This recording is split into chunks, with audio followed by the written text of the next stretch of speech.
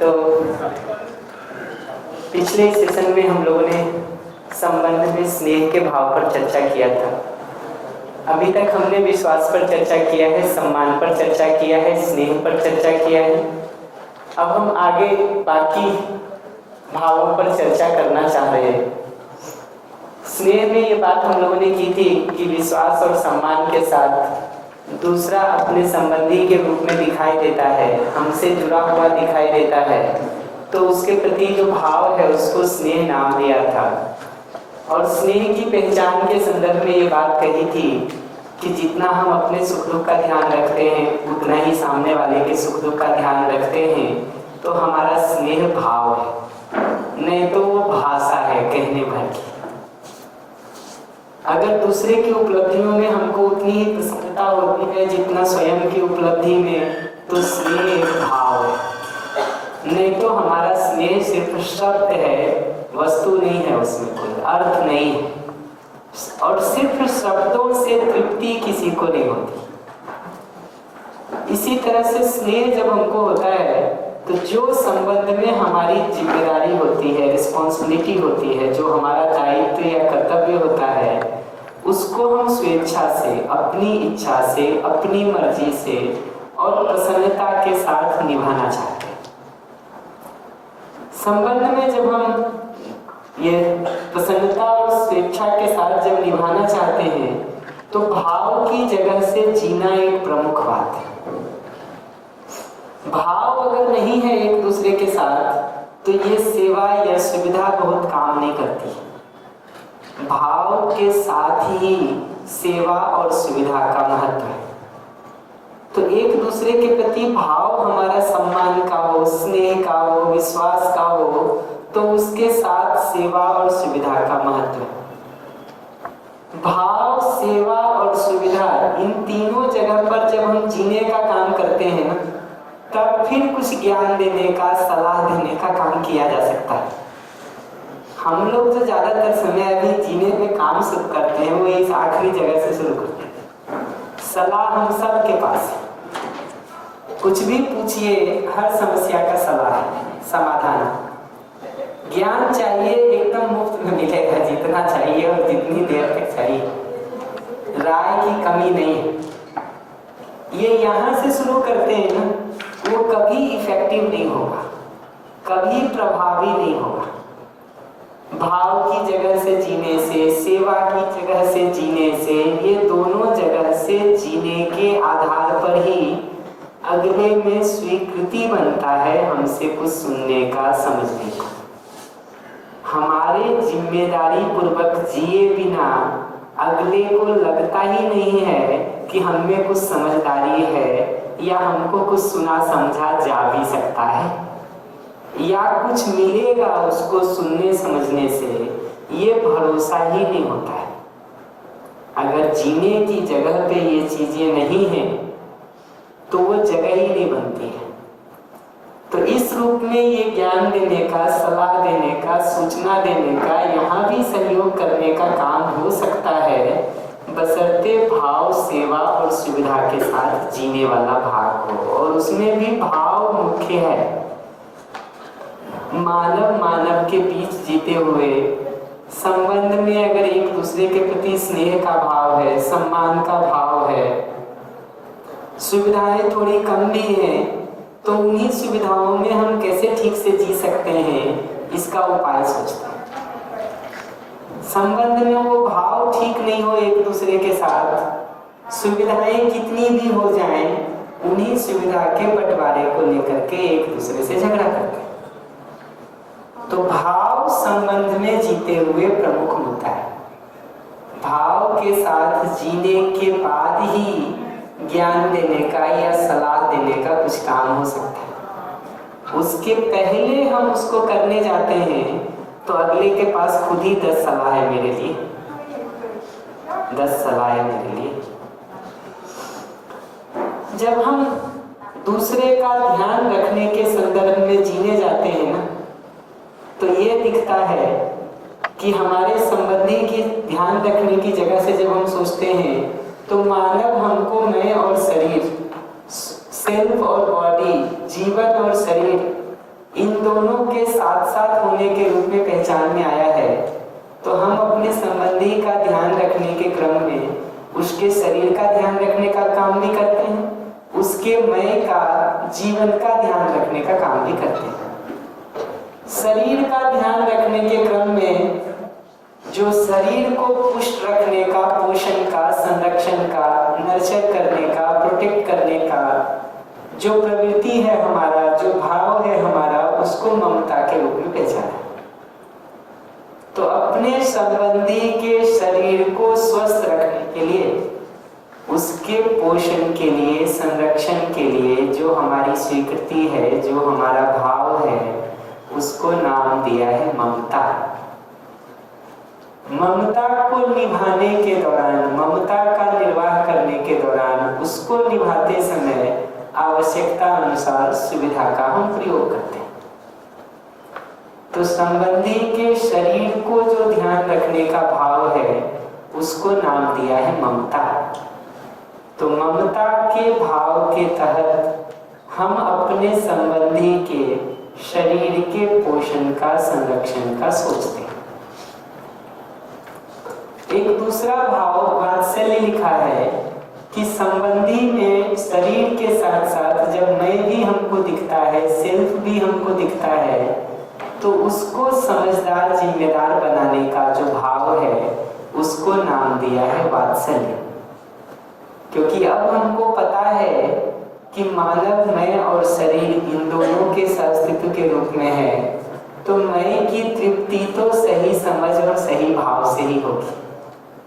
तो उसमें भी सही समझ हो जाए, सही भाव हो जाए, ये जो चाहना है हमारी, उसके लिए जो भाव है हमारे में, उसको नाम दिया है वात्सल्य। गुजराती में भी शब्द होता होगा वात्सल्य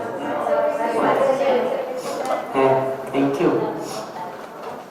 तो संबंधी के मैं को समझदार, जिम्मेदार बनाने के अर्थ में सही समझ और सही भाव उसमें भी हो जाए, इसके लिए जो भाव है उसको नाम दिया है वात्सल्य। और उसका शरीर भी स्वस्थ रहे, इसके लिए जो भाव है उसको नाम दिया है ममता। स्नेह के भाव के साथ ये ममता और वात्सल्य स्वाभाविक है। स्नेह का भाव है अगर हमने, तो ममता और वात्सल्य स्वाभाविक रूप से आता है। अब रुक करके अपने से ये सवाल पूछ सकते हैं कि अगर संबंधी का ध्यान रखने की जगह से हम देखेंगे, तो ये ममता और वात्सल्य दोनों जरूरी है, या किसी को छोड़ेंगे तो काम चलेगा क्या? शरीर को छोड़ेंगे तो शरीर ठीक नहीं रहेगा। शरीर के लिए ममता का खूब ध्यान रखें, समझदार, जिम्मेदार बनाने की जगह से, उसमें भी सही समझ, सही भाव हो जाए। उस जगह से अगर काम नहीं करेंगे तो उसकी तृप्ति होगी क्या? नहीं होगी। तृप्ति नहीं होगी, अभावग्रस्त रहेगा, परेशान रहेगा, तो हमसे शिकायत करेगा ही, लौट करके दूसरों को परेशान करने की सोचेगा ही। तो ममता भी जरूरी है, वात्सल्य भी जरूरी है। सुविधा की जगह से कितना भी हम उसका ध्यान रखने का काम कर दें, अगर मैं को समझदार, जिम्मेदार बनाने के अर्थ में हम समय और प्रयास नहीं लगा रहे हैं, तो वात्सल्य के बिना ममता में कितना भी ध्यान रखेंगे, वो बच्चे को एक समय के बाद शिकायत होने ही वाली है, होने ही वाली है। मैं लास्ट ईयर पुणे में एक वर्कशॉप कंडक्ट कर रहा था, तो उसमें कोई व्यक्ति ये बता रहे थे कि प्रोफेसर थे वहाँ के, कि आज के समय में इतना नौकरी का और बाकी चीज़ों का प्रेशर है कि घर में समय ही नहीं है कि बच्चे को समझदार, जिम्मेदार बनाने की जगह से कुछ किया जाए। उस सब के लिए हमने कॉन्ट्रैक्ट दे दिया है दूसरों को और खुद व्यस्त हो गए हैं कुछ ज़्यादा महत्वपूर्ण काम में। तो अल्टीमेटली लौट करके देखेंगे ना कि जिंदगी में इतनी व्यस्तता अगर हो रही है और उसमें बच्चे को समझदार, जिम्मेदार बनाने की जगह से हमारे पास समय नहीं है, बात करने का अवसर नहीं है, उसमें उसमें ठीक संस्कार हो जाए, ठीक समझ, ठीक भाव हो जाए, उसके लिए अगर समय नहीं है तो रुक के ये प्रश्न पूछने की जरूरत है कि व्यस्त कहाँ है, व्यस्त कहाँ है। रुक के तो देखना पड़ेगा ना कि व्यस्त कहाँ है। अगर नौकरी में व्यस्त हैं तो रुक के ये देखने की जरूरत है कि उससे जो पैसा और संसाधन हमको मिल रहे हैं उससे हम यहाँ सुविधा की जगह पर कुछ काम कर रहे हैं। शायद घर में अपना पुराना टीवी बदल के नया ले आते होंगे, पुराना सोफा बदल के बढ़िया ले आते होंगे, घर कहीं प्राइम प्लेस पर 4 BHK का खरीद लेते होंगे, 3 BHK का खरीद लेते होंगे, बैंक बैलेंस थोड़ा अच्छा कर लेते होंगे, ग्रेजुएशन की पढ़ाई के लिए कुछ पैसे और आगे भी चलता रहे उसका, उसके लिए कुछ इंतजाम कर देते होंगे। ये सब करें, अच्छी बात है, लेकिन एक सवाल अपने से पूछने की जरूरत है कि वो 51 इंच का टीवी महत्वपूर्ण है, नया सोफा महत्वपूर्ण है, मैचिंग कलर का पर्दा महत्वपूर्ण है, प्राइम प्लेस पर वो घर महत्वपूर्ण है, वो सब के बीच में वो बच्चा महत्वपूर्ण है कि नहीं?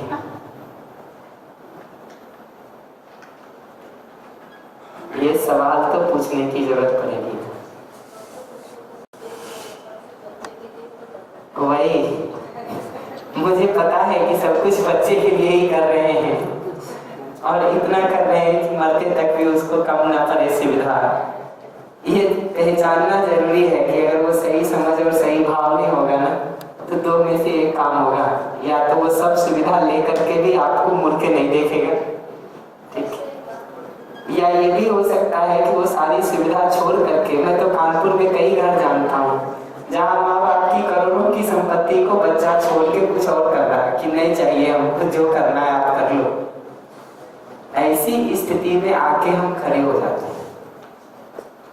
जी जी कहिए।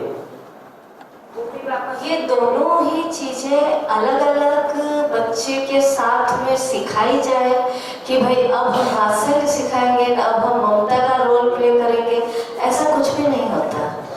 ये हमारी समझ के ऊपर है कि जब जब बच्चा हमारे साथ होता है तब हमारा उसके साथ में परस्पर विचार विनिमय या वार्तालाप किस प्रकार का होता है, ये सब कुछ उस पर निर्भर करता है। कम उम्र में पहले तो और भी ज्यादा बच्चे होते थे, 7-8 बच्चे, किसी को टाइम देने का ही समय नहीं मिलता। आजकल तो माताएं बच्चों के पीछे घूमती रहती है ना। तो ये चीज जो है वो अपनी उस सोच पर निर्भर करता है कि बच्चे की समझ के अनुसार अपन अपनी बात उसके सामने कैसे करें। सुंदर, बढ़िया।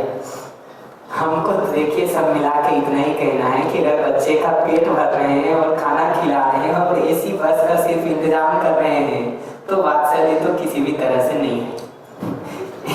एक कमेंट तो हमको सिंपल इतना करना है। दूसरा, ये बात सही है कि अलग से समय निकालें, इसकी जरूरत तो नहीं है, लेकिन कोई समय नहीं निकालें और हो जाएगा, ऐसा भी बिल्कुल नहीं है। ऐसा भी बिल्कुल नहीं है कि अगर बच्चे को कोई समय आप नहीं दे रहे हैं और ये सोचेंगे कि उसमें समझदारी और जिम्मेदारी आ जाएगी, तो it is not because of you, it is despite.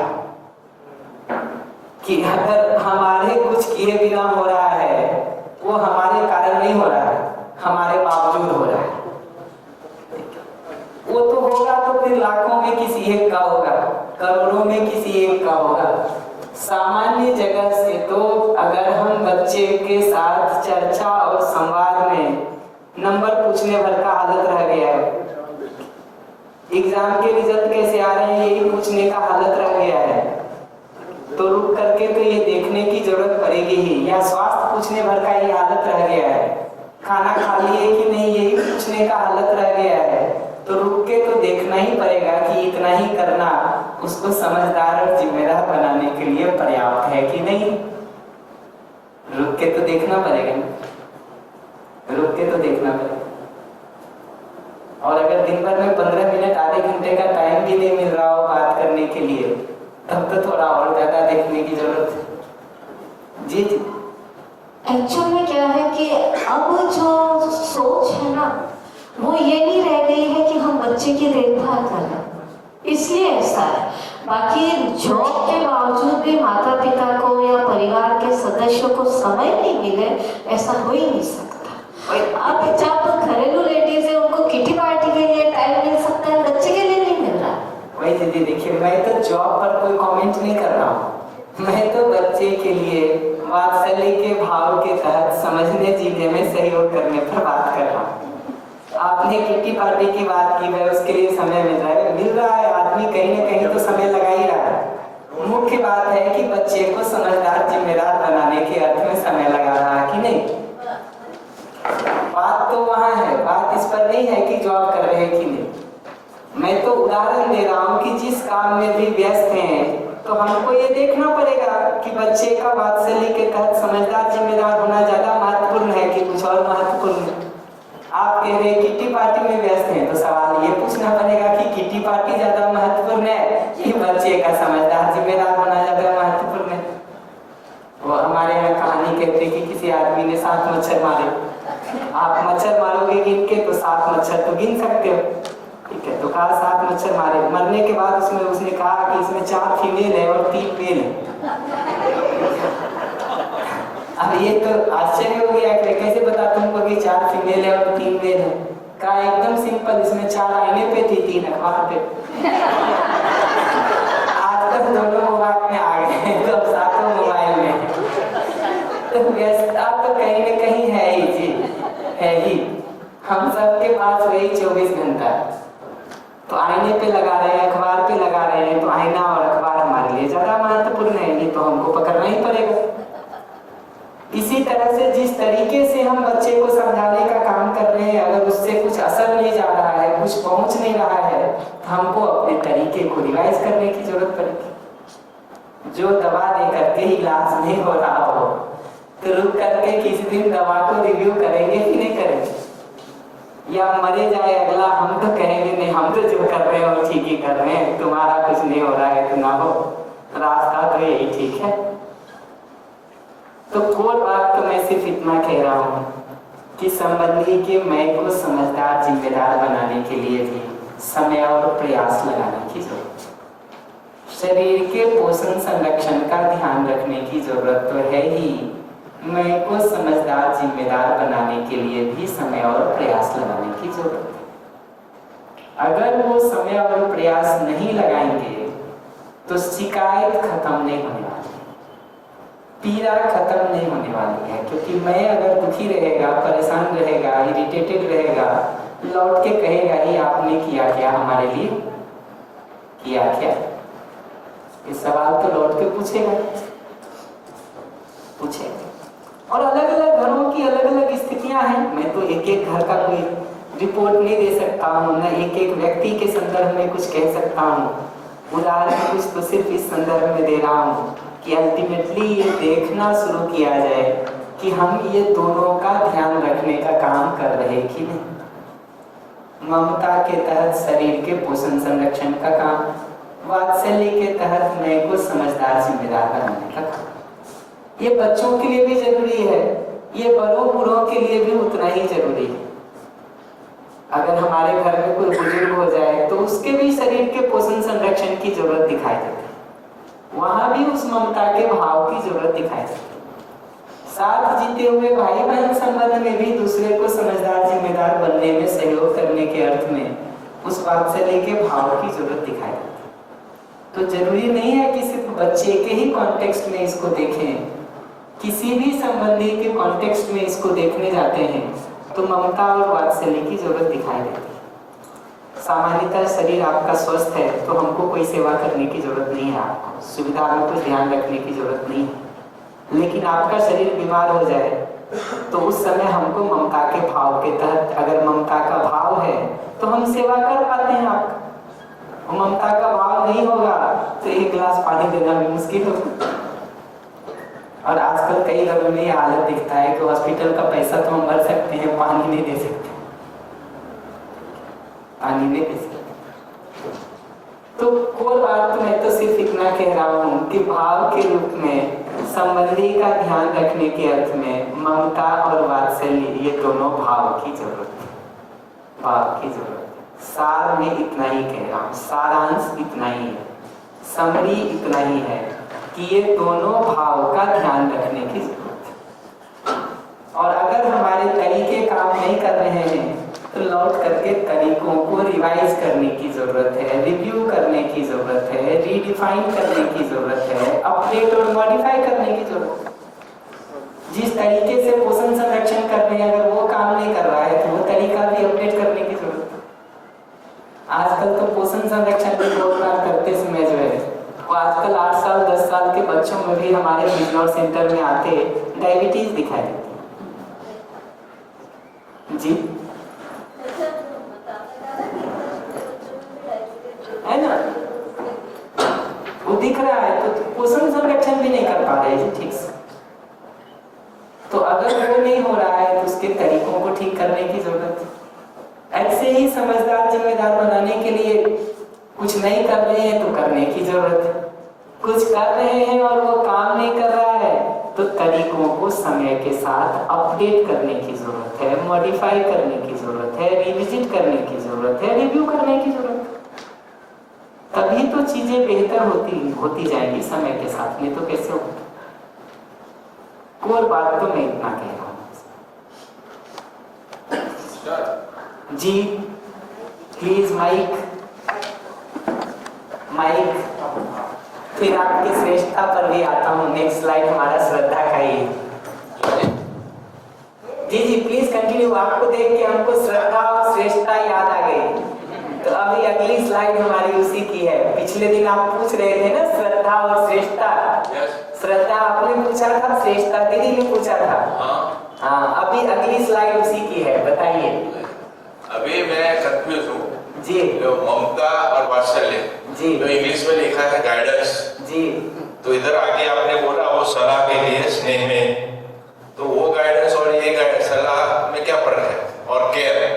और दूसरा प्रश्न जो एक रामायण से और एक महाभारत से जी। सीता जी है, लव उसकी पूरी संभाल लेते हैं, वात्सल्य बताते हैं, ठीक है, पता नहीं पर वात्सल्य तो लगता है। दूसरा महाभारत में जो दुर्योधन है और धृतराष्ट्र है, तो वहां क्या समझना और वहां क्या समझना।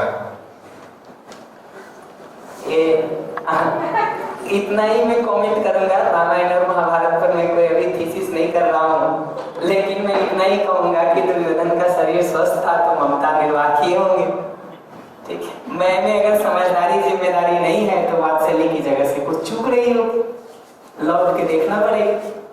व्याख्या करने वाले तो बहुत तरह से अलग अलग व्याख्या करते ही। सामान्य रूप से धृतराष्ट्र शब्द को जब व्याख्यायित करने गए, और इसको आगे नहीं बढ़ाएंगे, हम पहले कह रहे तो ऐसा कहते हैं जी। मेरा प्रश्न है आसक्ति से और ये ममता और वात्सल्य दोनों बस वही उदाहरण बाजू में रख देते, वही बता रहा हूँ कि सामान्य रूप से जो धृतराष्ट्र को अंधा दिखाते हैं ना, तो ऐसा बताते हैं कि मोह की जगह से, हिंदी में मोह कहते हैं, आपके यहाँ आसक्ति कहते हैं तो आसक्ति कह लीजिए, कहीं कहीं राग कहते हैं। तो उस जगह से जब देखते हैं ना, ठीक, और पूरी समझ हमको नहीं होती है तो हमको शरीर ही दिखाई देता है, जीवन दिखाई नहीं देता। और उसी शरीर के सुविधा के इंतजाम के हिसाब से हम अपना समय और प्रयास इन्वेस्ट कर देते हैं। वो समय और प्रयास इन्वेस्ट करेंगे तो शरीर तो स्वस्थ हो सकता है, वो तो बलवान हो सकता है, उसमें तो बहुत सारा कुछ हो सकता है, लेकिन यहाँ मैं की जगह से समझदारी जिम्मेदारी वाला भाग तो नहीं दिखेगा अगर उस पर ध्यान रखने का काम नहीं करेंगे। तो आसक्ति जिसको कहते हैं ना, उसको तो पीछे स्नेह की जगह पर ही देखेंगे ना तो ठीक से दिखाई देगा कि आसक्ति जो जगह है उसमें कहीं ना कहीं दूसरे का अधिमूल्यन करने का काम हम करते हैं, ओवर इवेल्युएशन का काम करते हैं। जितना जिसका महत्व है उससे ज्यादा उसको महत्व देने का नाम आसक्ति है। जितना जिसका महत्व है, जितना जिसका वैल्यू है, उससे ज्यादा उसको वैल्यू देने का नाम आसक्ति है। आसक्ति तो कई तरह से ही आसक्ति होती, लेकिन मैं उसको एक्सपेंड नहीं करता हूँ। मुख्य बात आसक्ति का मतलब है ओवर इवेल्युएशन या अधिमूल्यन। जिस को हम ओवर इवेल्युएट कर देते हैं उसके प्रति हमारी आसक्ति हो जाती है। और आसक्ति की दो पहचान है। एक पहचान यह है कि हम उसको पकड़ के रखना चाहते हैं, जिससे भी हमारी आसक्ति हो जाएगी फिर हम उसको पकड़ करके रखना चाहते हैं सब तरफ से। एक पहचान उसका ये है। दूसरा उस मोह या आसक्ति की पहचान ये है कि जिनसे भी हमारा वो आसक्ति हो जाता ना, उसका दुर्गुण हमको नहीं दिखाई देता, उसकी कमियां हमको नहीं दिखाई देता। और जिससे हमको द्वेष हो जाता है ना, विरोध हो जाता है, उसका अच्छाई देखना बहुत मुश्किल हो जाता है। तो स्नेह उस संतुलन की जगह है। व्यवस्थित होकर के जीने की जगह से स्नेह है। वो एक तरफ अधिकता में चला जाए तो मोह या आसक्ति, दूसरी तरफ कम होने में वो चला जाए तो द्वेष, विरोध है। तो मनुष्य के साथ निश्चित व्यवस्था में जीने का नाम स्नेह है। उससे ज्यादा जो हम डिपेंडेंट हो जाते हैं किसी के ऊपर, उसका नाम आसक्ति है, मोह है। और जितना होना चाहिए वो नहीं है तो उसका नाम विरोध है या द्वेष है। तो संतुलन का जगह स्नेह, उससे ज्यादा डिपेंडेंसी एक दूसरे पर बना रहे हैं तो आसक्ति है, मोह है। मोह जहां भी हमारा किसी से हो जाता है फिर हम इतने अंधे हो जाते हैं कि उसकी कोई गलती हमको नहीं दिखाई, उसकी कोई कमी हमको नहीं दिखाई। आसक्ति की वो पहचान है। जिस चीज के प्रति भी हम आसक्त हो जाते हैं उसकी समस्या नहीं दिखती। और जो ये आपने बात करी कि ये ज्ञान और सलाह का जगह क्या है, सही अर्थों में देखेंगे तो स्नेह पूर्वक जब जीने ही हम जाते हैं तो वात्सल्य और ममता की बात है। तो सही अर्थों में अगर वो ज्ञान देने का काम कर रहे हैं तब तो वही वात्सल्य, फिर कोई फर्क नहीं। स्नेह पूर्वक जीने के अर्थ में ही वो जो सारा लिखा है ना, भाव, सेवा, सुविधा और ज्ञान, तो सेवा और सुविधा यहाँ ममता की जगह पे है, ज्ञान वाला भाग, समझ वाला भाग यहाँ वात्सल्य की जगह पे है। तो जो वहां फैलाया था स्नेह में, उसी स्नेह को एक्सप्रेस करने के अर्थ में ही वात्सल्य और ममता है। स्नेह वो मूल भाव है, उसके साथ जीने जाते हैं तो शरीर का ध्यान रखने का काम भी करते हैं, मैं को समझदार जिम्मेदार बनाने का काम भी करते हैं। तो स्नेह ही जब एक्सप्रेस होता है, एक्सपेंड होता है, तो वात्सल्य और ममता के रूप में एक्सपेंड होता है।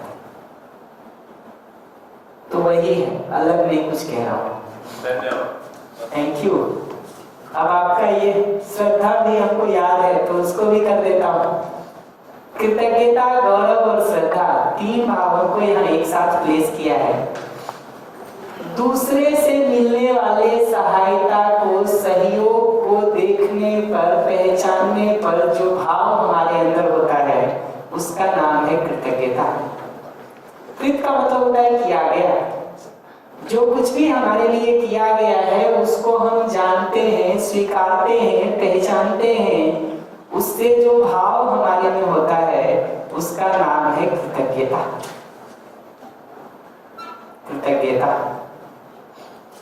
दूसरे से हमको जहां जहां जो भी सहयोग मिल रहा है उस सहयोग को देखने का, पहचानने का, स्वीकारने के आधार पर जो भाव हमारे में होता है उसका नाम है कृतज्ञता।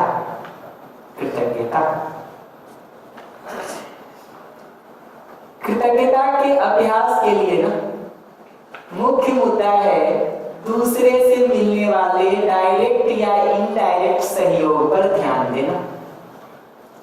आप हमारे लिए कुछ करते हैं, आप मान लीजिए खाना बना के हमको खिला रहे हैं तो आपका डायरेक्ट सहयोग हमको दिखता है, लेकिन जिनसे आप खाना बनाना समझे सीखे हैं उनका भी तो इनडायरेक्ट सहयोग है हमारे लिए। प्रत्यक्ष रूप से उनका सहयोग नहीं मिल रहा, इनडायरेक्ट रूप से तो मिल ही रहा। तो इस रूप में देखेंगे ना, तो प्रत्यक्ष या अप्रत्यक्ष सहयोग पर ध्यान देने से जो भाव बनता है उसका नाम है कृतज्ञता। और इसको फैला के देखना शुरू करेंगे ना, तो लंच भी जो आप एक प्लेट करते हैं उसको अगर थोड़ा बारीकी से देखेंगे ना, तो ये दिखना शुरू होता है कि कुछ लोगों ने उसको बनाने का काम किया है, तो उसका सहयोग दिखता है।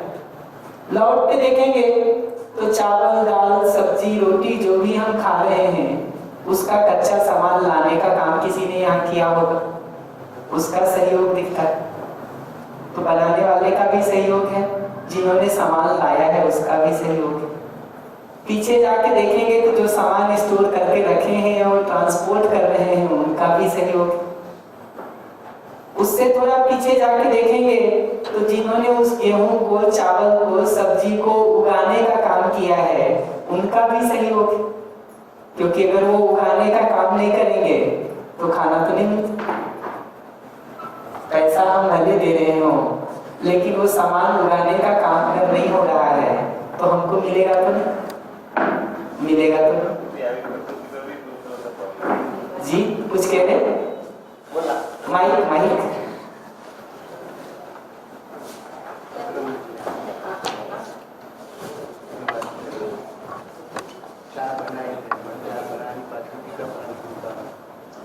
आगे जाएंगे तो प्रकृति भी आ जाएंगे इसमें, आएगा ना, हमको प्रकृति से भी कृतज्ञता भाव रखना चाहिए।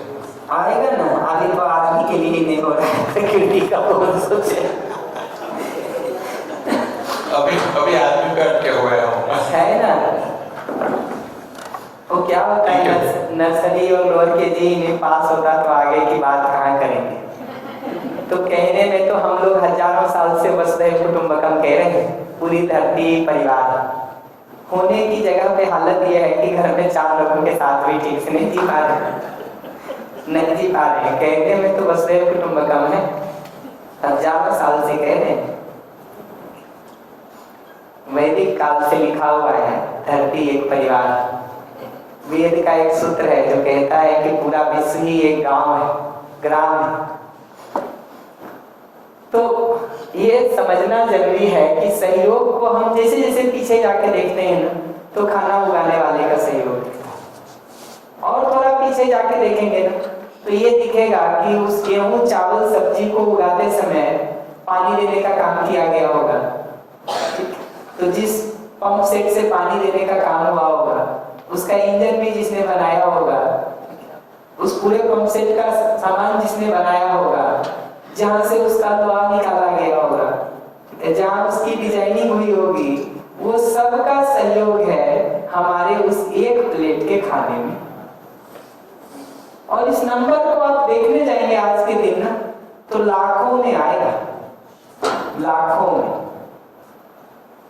अभी जो है वो ईरान का वार चल रहा है, तो जो हरमुज स्ट्रीट है वहां से 2 जहाज जो है हमें दिए हैं, एलपीजी गैस है उसमें। 1-1.5 दिन का एलपीजी गैस आया है, बता रहे हैं ऐसा। ये स्थिति दिखती है कि आज जो खाना भी हम खा रहे हैं ना, उसका एलपीजी गैस पर आने में जो है हजारों लाखों लोगों का कंट्रीब्यूशन है। स्थिति तो ऐसी है आज के दिन, स्थिति तो ऐसी।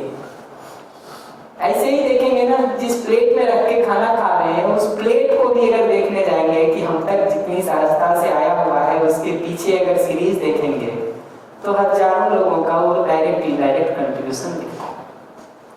और अभी युद्ध के माहौल में तो एकदम साफ दिख रहा है कि मतलब रोज इस बात पर बात हो रही है कि एलपीजी सिलेंडर का क्या करेंगे। ठीक है, पूरा हमारा विदेश मंत्रालय लगा हुआ है इसी निगोशिएशन में कि 1 जहाज जाने दे दो भाई, 2 जहाज जाने दे दो। लाइन लग गई है हजारों की। 15-17 दिन मुश्किल से हुए हैं झगड़े के। झगड़ा में ये 2 ही 3 देश हैं, बाकी देश भी नहीं, लेकिन प्रभाव यहाँ तक विस्तार है, यहाँ तक आ। तो कल परसों में बता रहे थे कि अहमदाबाद में भी जो है वो ब्लैक में सिलेंडर का रेट बढ़ना शुरू हो गया, शुरू हो गया। तो दूसरे से मिलने वाले डायरेक्ट या इनडायरेक्ट, प्रत्यक्ष या अप्रत्यक्ष जो सहयोग हमको मिलता है उस पर हम ध्यान देते हैं ना, तो जो भाव आता है वो कृतज्ञता है। उसी को यहाँ लिखा है कि अभी हमारा ध्यान प्रधानता से कहाँ रहता है, दूसरे से मिलने वाले सहयोग को देखने पर, या जहाँ नहीं सहयोग मिल रहा है वो देखने पर, प्रधान रूप से दूसरे की अच्छाई देखने पर या जो उसकी कमियां हैं वो देखने पर। और अगर ये अभाव पर, कमी पर ही देखने पर हम ध्यान बनाते रहते हैं तो धीरे धीरे हमारी कमी देखने की ही आदत बन जाती है। मैं कहता हूँ कि दो अप्रोच हो सकता है हमारे साथ जीने का, एक क्लासरूम अप्रोच है, एक exam hall approach. Exam hall approach में क्या होता है कि आपने जो कुछ भी किया है ना, हम उसमें कॉपी चेकिंग कर देते हैं, नंबर कहाँ कहाँ काटा जा सकता है वो गोल घेरा बना के काट देते हैं।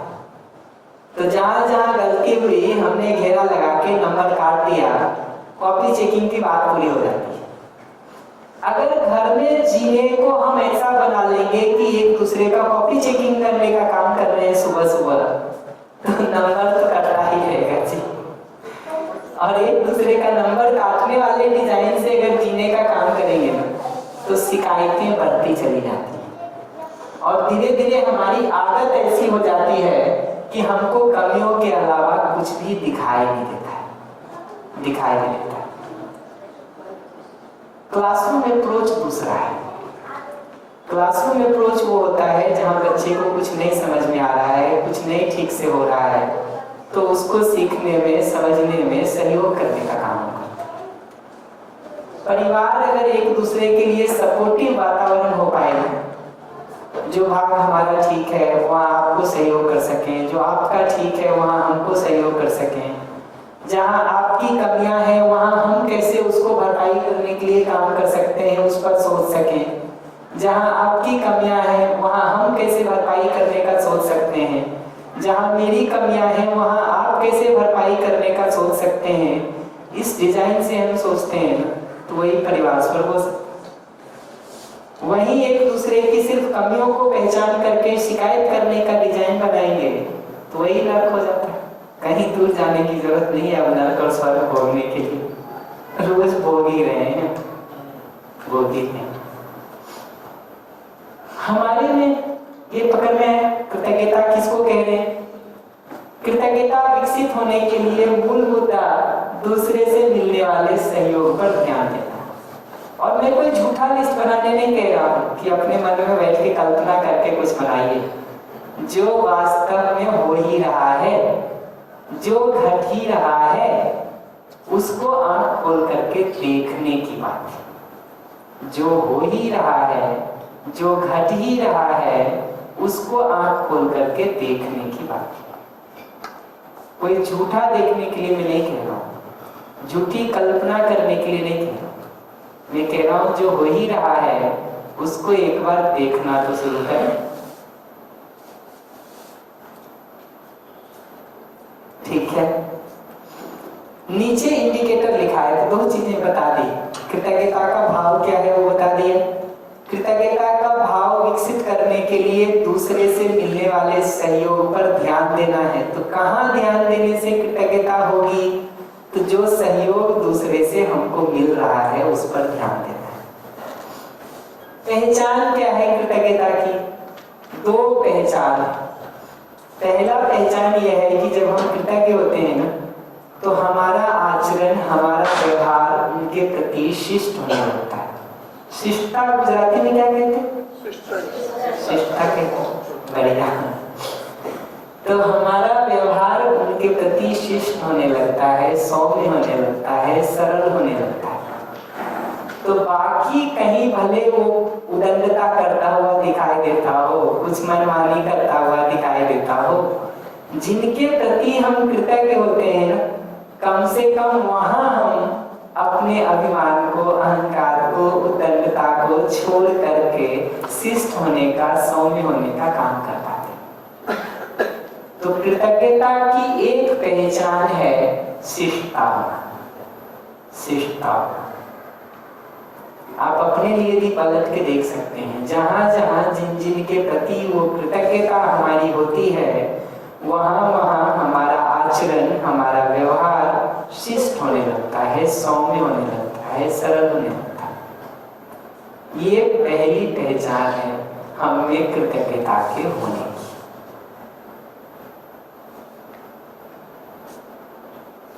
ठीक है, देख सकते हैं इसको।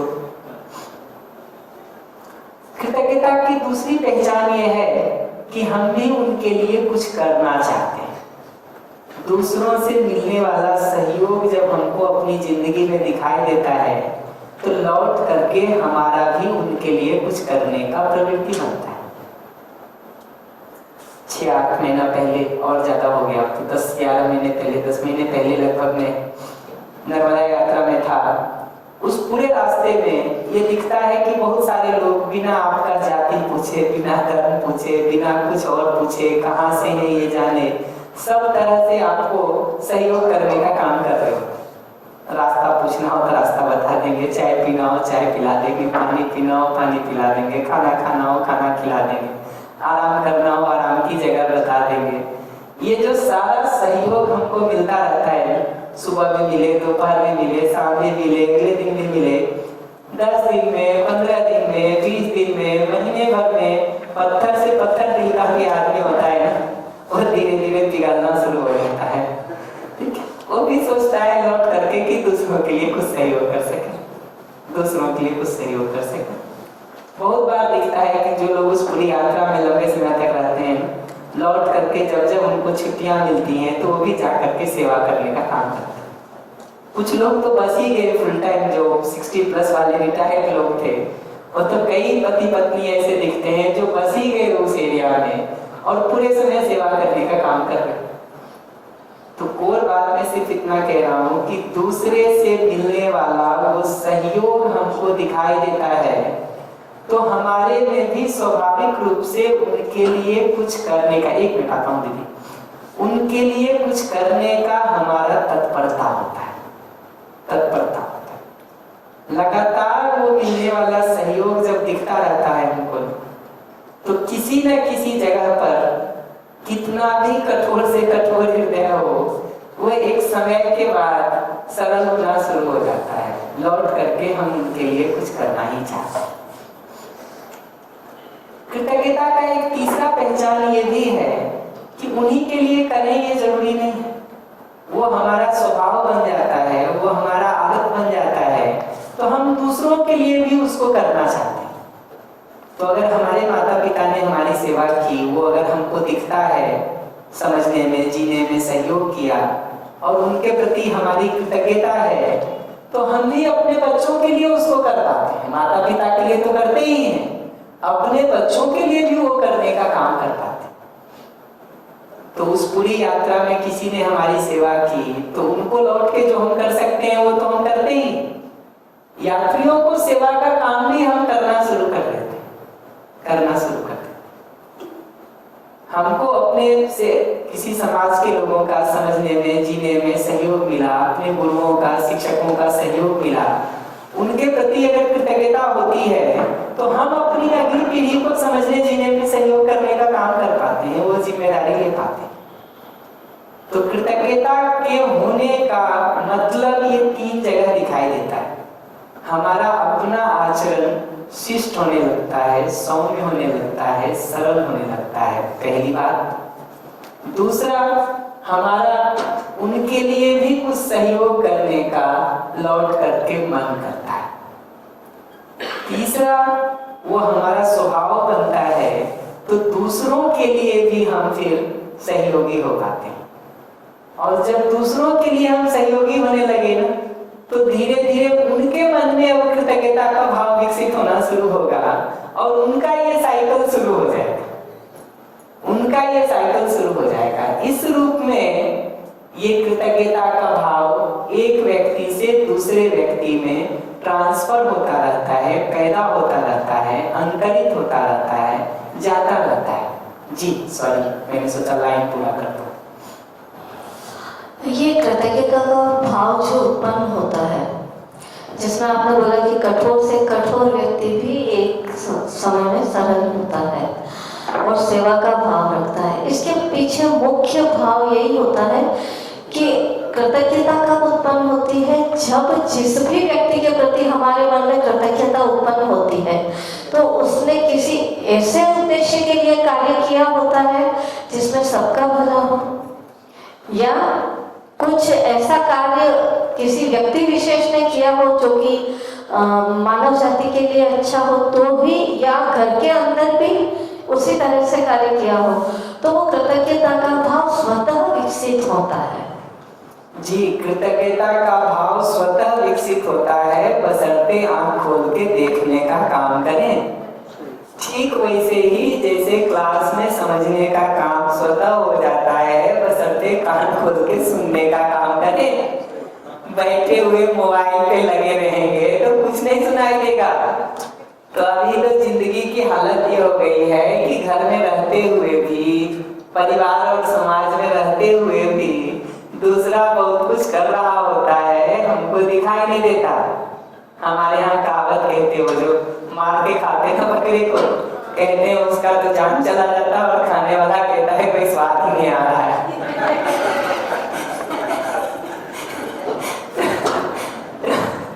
तो ऐसा ही स्थिति हो जाता है जी कि दूसरे का तो जान जा रहा है, हम कह रहे हैं टेस्टलेस, किसी काम का नहीं। तो देखेंगे, ये बात सही है कि मैं भी वही कह रहा हूँ कि माइक दे दीजिएगा इधर। कृतज्ञता स्वतः विकसित होती है बशर्ते हम वो देखने का काम ठीक से कर सकें। जो सहयोग हमको मिल रहा है उसको देखेंगे तो कृतज्ञता होगी ही। जी हाँ, तो आपने जो अभी एक बात बताई, जो हृदय परिवर्तन, कठोर से कठोर लोगों का हृदय परिवर्तन होता है, और एक अभी लास्ट में आपने वो बात बताई कि वो काटता है और स्वाद भी नहीं आता। तो दो प्रक्रिया आपने बताई, तो जो पहली जो बात आप बोल रहे हैं हृदय परिवर्तन, तो वो क्या प्रक्रिया होती है हमारे में, हृदय में? जो हृदय प्रॉपर आप शब्द यूज किए, तो हृदय में क्या होता है वो, या तो कौन सी जगह परिवर्तन होता है? भाव में, अगर प्रिसाइज शब्द प्रयोग करना हो तो भाव में परिवर्तन है। हृदय तो मैंने सामान्य भाषा के लिए प्रयोग कर लिया। भाव में परिवर्तन होता है, और ये भाव में परिवर्तन होता है दूसरे के भाव को देखने के आधार पर। दूसरा व्यक्ति उस भाव से हमारे साथ प्रस्तुत हो रहा है, इस कारण से हमारे में भी वो भाव बनना शुरू होता है। दूसरा भावपूर्ण सहयोग करता है, इस रूप में सहयोग नहीं करता है कि सब उठा के दे रहा है और चार बात सुना भी रहा है, फिर भाव नहीं बनेगा। दे वो सारा कुछ, ठीक है, लेकिन दे अशिष्टता से, दे चार बात सुना के, दे ये कह के कि कहाँ आ गए हो फालतू देना का खाने के लिए, ठीक है, और हमको तंग करने के लिए, घर में कुछ और काम नहीं था तुमको, ये अब आ ही गए हो आपस को ले लो, ठीक है, ये इससे भाव नहीं आने वाला है। उसका जो भावपूर्ण जीना होता है वो हमको अपने में भाव विकसित करने के काम करता है।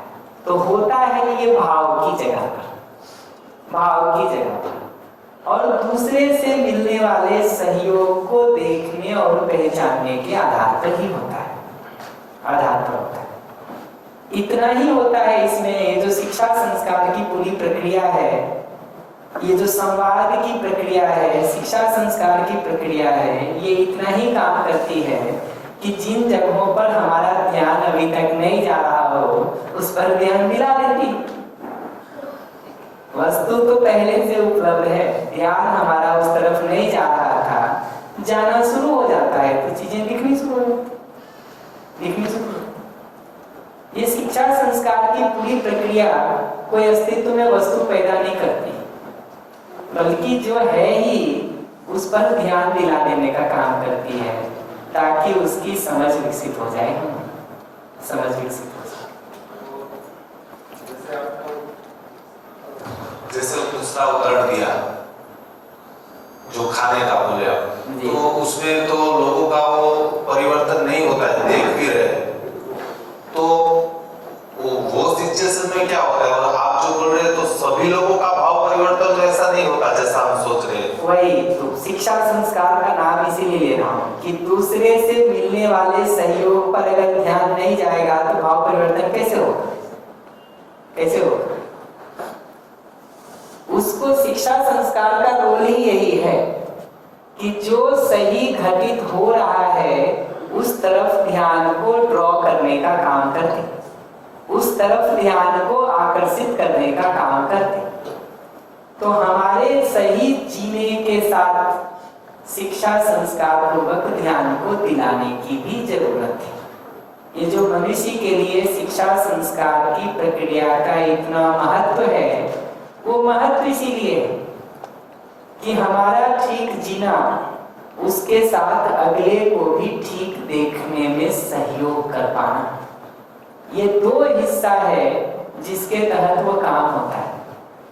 हमारा ठीक जीना अगले को ठीक देखने में सहयोग कर पाना, और अगले को ठीक देखने में सहयोग करने की जगह से दो काम करना होता है। एक सही की सूचना उसको देना, दूसरा उसको जांच परख करने के लिए इनकरेज करना, प्रोत्साहित करना, ना कि फोर्स करके मनवाना।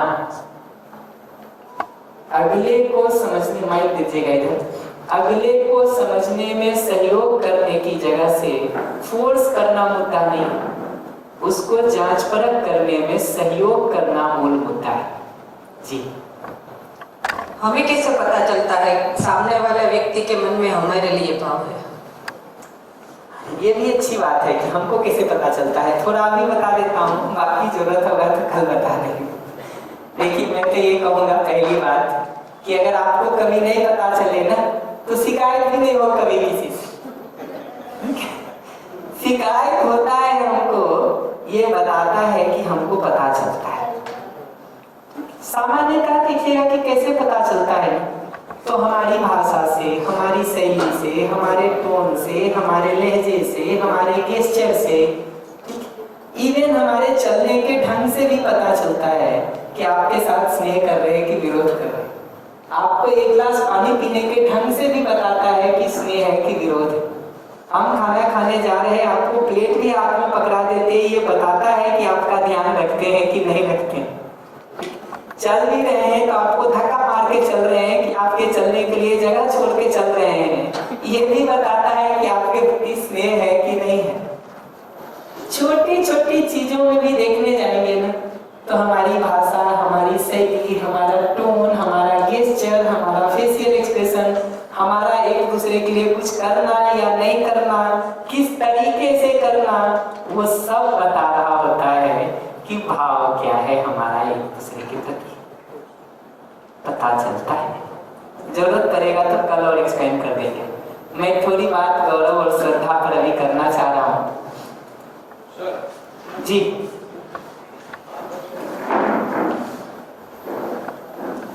इस क्वेश्चन के बाद हम लौट आएंगे, इसको पूरा करेंगे। जी, मुझे कंफ्यूजन है, ऋण शब्द बोलते हैं, ऋण जी, और कृतज्ञता सेम है। आता हूँ। अच्छा, ऋण शब्द को रोक लेता हूँ, अभी रोक लेता हूँ, आता हूँ। अभी मैं उसको प्रयोग नहीं कर रहा हूँ, इसलिए उसको एक्सप्लेन नहीं करता हूँ। गौरव और श्रद्धा, ये दोनों को मैं एक साथ एक्सप्लेन कर देता हूँ। जिन्होंने स्वयं की श्रेष्ठता के लिए प्रयास किया है, एफर्ट किया है, कुछ सीमा में उसको कर भी पाए हैं, उनके प्रति जो भाव है उसको गौरव कहा है। तो दीदी कह रही थी समाज के लिए कुछ अच्छा किया है, राष्ट्र के लिए कुछ अच्छा किया है, मानवता के लिए कुछ अच्छा किया है, धरती के लिए कुछ ठीक किया है, गांव के लिए कुछ ठीक किया है, राज्य के लिए कुछ ठीक किया है। जहां भी वो श्रेष्ठता के लिए प्रयास करने का काम किया है, उनके प्रति जो भाव है वो गौरव है। और उस श्रेष्ठता को जिन्होंने पूरा कर लिया है, उनके प्रति जो भाव है वो श्रद्धा है। तो श्रेष्ठता के लिए जिन्होंने प्रयास किया है, कुछ कर पाए हैं, कुछ शेष है, उनके प्रति जो भाव कह रहे हैं उसको गौरव कहें। और जिन्होंने उस श्रेष्ठता को अपने में पूरी तरह से पा लिया है, उनके प्रति जो भाव कह रहे हैं उसको श्रद्धा कह रहे हैं। श्रेष्ठता क्या है, इसमें 3-4 कमेंट कर देता हूँ, फिर प्रश्न पर आएंगे, होल्ड करके रखिए। श्रेष्ठता क्या है उसको अगर देखेंगे तो व्यवस्था को समझ करके व्यवस्था पूर्वक जीना, ताकि हम खुद सुख समृद्धि पूर्वक जी सकें और दूसरों की सुख समृद्धि में सहयोगी हो सकें, ये श्रेष्ठता है। खुद सुख समृद्धि पूर्वक जीना, दूसरों की सुख समृद्धि में सहयोगी होना, ये श्रेष्ठता है। दूसरी भाषा में कहें तो मानव के रूप में व्यवस्था को समझ के व्यवस्थित होकर जीना, परिवार में संबंधों की व्यवस्था को समझ करके व्यवस्थित होकर जीना, समाज की व्यवस्था को ठीक समझ के उसमें व्यवस्थित होकर जीना, प्रकृति के साथ हार्मनी को व्यवस्था को समझ करके व्यवस्था पूर्वक जीना, ये श्रेष्ठ होने का मतलब है। तो पहली बात तो मुझे ये कहनी कि श्रेष्ठता का मतलब ये कि व्यवस्था को जितने सीमा में फैल करके हम समझ पा रहे हैं, जी पा रहे हैं, उतनी श्रेष्ठता। जितना खुद दुखी दरिद्र है, दूसरों को दुखी दरिद्र करने का काम कर रहे हैं, उतना श्रेष्ठता का अभाव। तो पहला कमेंट हमको ये करना श्रेष्ठता के बारे में, ठीक है। दूसरा कमेंट ये करना आता हूं कि श्रेष्ठता और विशेषता में एक अंतर है। आजकल जिंदगी में बहुत बार हम श्रेष्ठ होने की जगह विशेष होने की बात करते हैं। एक तो अंतर बता देता हूं दोनों में क्या है। विशेषता वो जगह है जहां हम दूसरे से भिन्न होना चाहते हैं, दूसरे से अलग होना चाहते हैं, दूसरे से कुछ भिन्न हो, दूसरे से कुछ अलग हो, ये विशेषता है। दूसरा मेरे जैसा नहीं बन पाए, विशेषता में हम इस बात का ध्यान रखते हैं। अगर विशेषता का भाव है हमें, श्रेष्ठता के बदले विशेषता का भाव है, तो विशेषता है कि दूसरों से हम अलग हों, दूसरे से हम भिन्न हों। उसमें हमारा प्रयास होता है कि दूसरा मेरे जैसा ना हो पाए, तभी तो हम विशेष बने रहेंगे। आप मेरे जैसे नहीं हो पाएंगे तो हम विशेष, आप मेरे जैसे हो गए तो मेरी विशेषता खत्म जी, वही है।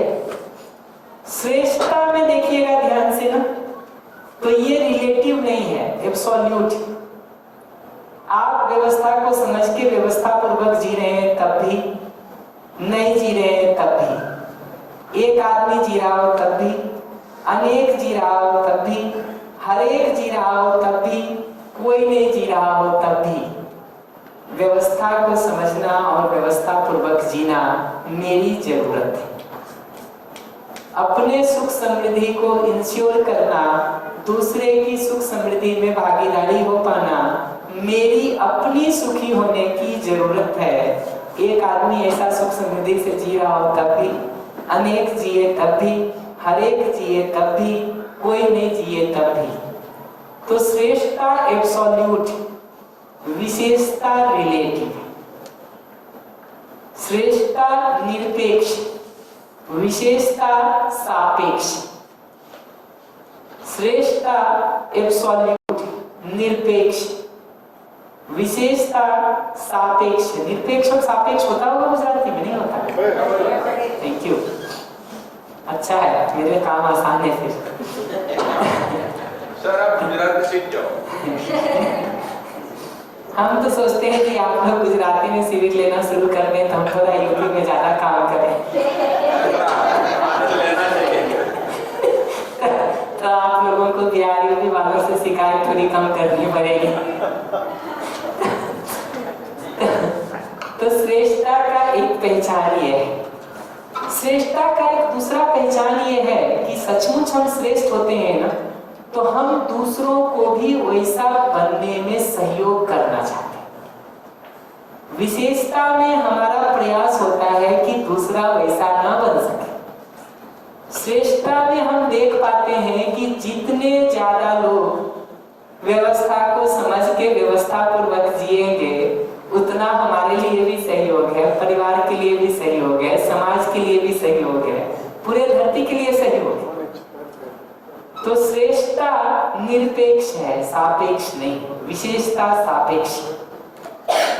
विशेषता में दूसरों से बेहतर होने की बात है, इसलिए दूसरा मेरे जैसा ना बन सके उसके लिए सारा प्रयास। श्रेष्ठता की जगह से देखेंगे तो दूसरे को हम अपने जैसा बनने में सहयोग करना चाहते हैं, सहयोग करने की प्रवृत्ति। श्रेष्ठता के साथ चूंकि ये सहयोग करने की प्रवृत्ति है हमारी, श्रेष्ठता के साथ चूंकि हमारी ये सहयोग करने की प्रवृत्ति है, इसलिए दूसरे में अब हमारे प्रति कृतज्ञता का भाव हो पाता है। ईर्ष्या होने की संभावना कम से कम होती चली जाती है, खत्म होती चली जाती है। आप लौट के देखना, दूसरों में वो श्रेष्ठता दिखती हो और उसके साथ वो हमको सहयोग करने की प्रवृत्ति रखते हो, तो लौट के देखिए कि वहां आपको ईर्ष्या होती है या वहां आपको कृतज्ञता होती है। जांच परख करके देखा जाए। आखिरी कमेंट जो मुझे श्रद्धा के संदर्भ में करना है वो ये कि आप में अगर किसी श्रेष्ठता को हम देखते हैं, पहचानते हैं, किसी भी व्यक्ति में, किसी भी महापुरुष में हमने वो श्रेष्ठता को देखा है, पहचाना है, उसको स्वीकारे हैं, तो श्रेष्ठता की पहचान पूज्यता के रूप में दिखती है कि उनसे प्रेरणा ग्रहण करके हम भी उनके जैसा होना चाहते हैं। अगर श्रद्धा है हमारे में आपके प्रति, तो उस श्रद्धा की अभिव्यक्ति, एक्सप्रेशन उसका पूज्यता के रूप में दिखता है कि आपसे सहयोग पा करके, आपसे प्रेरणा को ग्रहण करके हम भी आपके जैसा बनना चाहते हैं। ये कर रहे हैं तो सही अर्थों में पूज्यता है।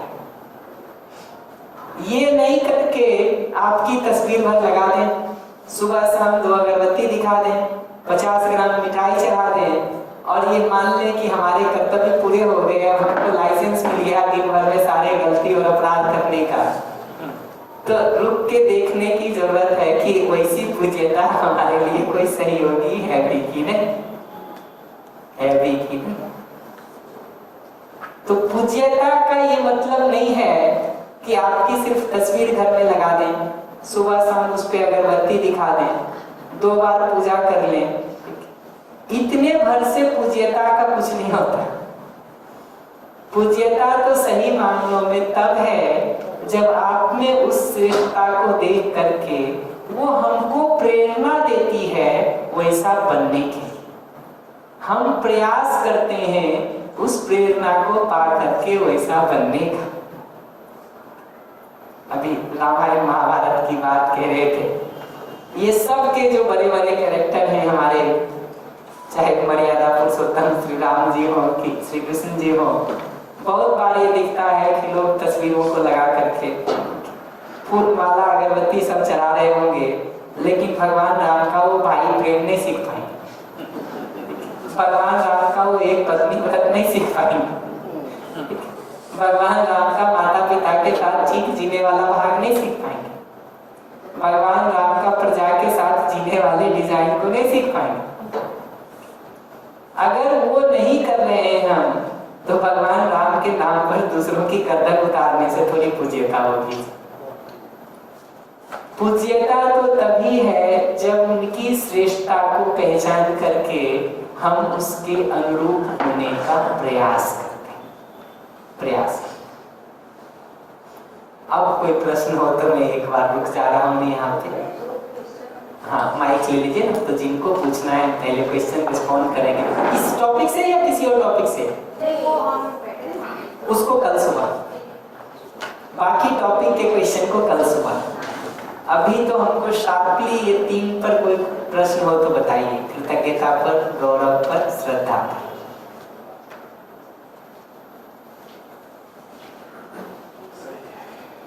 गौरव पे थोड़ा समझें ध्यान से। गौरव,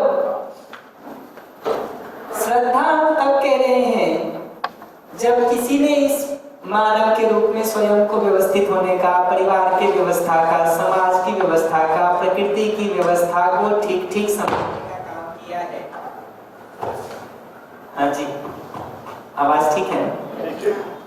जब किसी ने मानव के रूप में व्यवस्था को, परिवार की व्यवस्था को, समाज की व्यवस्था को, प्रकृति की व्यवस्था को ठीक ठीक समझने और जीने का काम किया है, तो उसके प्रति जो भाव है उसको श्रद्धा कहा है। श्रद्धा तक है। लेकिन इस काम के लिए जब प्रयास करने जाते हैं ना, तो ये दिखता है कि कुछ सीमा में हम ठीक समझने जीने का काम कर पाते हैं। एक दिन में तो पूरा नहीं हो जाता है। करना शुरू करते हैं तो धीरे धीरे किसी सीमा तक हम उसको कर पाते हैं। तो किसी सीमा तक जब उसको हम कर पा रहे हैं, परिवार में ठीक जीने का काम कर पा रहे हैं, हो सकता है गांव के स्तर तक ठीक जीने का काम कर पा रहे हो सकता है मोहल्ले में ठीक जीने का काम कर पा रहे हो सकता है कुछ खास आजीविका के क्षेत्र में, स्वास्थ्य के क्षेत्र में, किसी कला की जगह से उसको सार्थक प्रयोग करने की जगह से कुछ काम कर पाए हो। तो इनमें से जिस जिस जगह पर हम श्रेष्ठता के लिए प्रयास किए हैं, कुछ अंशों में उसको कर भी पाए हैं, उनके प्रति जो भाव है वो गौरव है। जिनके प्रति गौरव हमारा होता है उनकी हम प्रशंसा कर पाते हैं, वंदना कर पाते हैं, प्रशंसा कर पाते हैं। गौरव का पहचान ये वंदना, प्रशंसा। प्रशंसा गुजराती में है ना? क्यों? तो गौरव का पहचान ही है। श्रद्धा का है पूज्यता, कृतज्ञता का है शिष्टता, सौम्यता। ये पहचान है उसका, पहचान। अगर ये नहीं है तो भाव नहीं है, भाव नहीं। तो श्रद्धा की जगह से दूसरे में श्रेष्ठता को पहचान करके हम भी उनके जैसा होना चाहते हैं, तो ये पूज्यता है। तो प्रेरणा को ग्रहण करके हम भी वैसा होना चाहते हैं। और सही अर्थों में जब श्रेष्ठता होती है तो अगला सहयोग करना ही चाहता है, क्योंकि जितने ज्यादा लोग व्यवस्था को समझ के व्यवस्था पूर्वक जिए उतना परिवार में जीने में सुगमता होगी, समाज में जीने में सुगमता होगी, व्यवस्था में जीने में सुगमता होगी। और ये जितने तरह के भय और अपराध से अभी हम त्रस्त और परेशान हैं, उससे हमको मुक्ति मिलती है। इतने पर मैं अभी यहाँ रोक रहा हूँ इस चर्चा को। हाँ, लास्ट कमेंट 2 लेके हम क्लोज करेंगे जी। एक कृतज्ञता, गौरव और श्रद्धा, मानव कोई सब मानव में आ रहा है, तो उसका फल उसका हृदय के साथ करुणा का भाव बढ़ेगा जी, बढ़ेगा। करुणा की बात कल करेंगे, प्रेम के साथ। तो उसका फल पूछ रहा हूँ। जी जी, वही बता रहा हूँ। करुणा की बात कल करेंगे प्रेम की चर्चा के साथ। ठीक है, कल सुबह 9 बजे। धन्यवाद। इनका कमेंट है, अभी ले लें।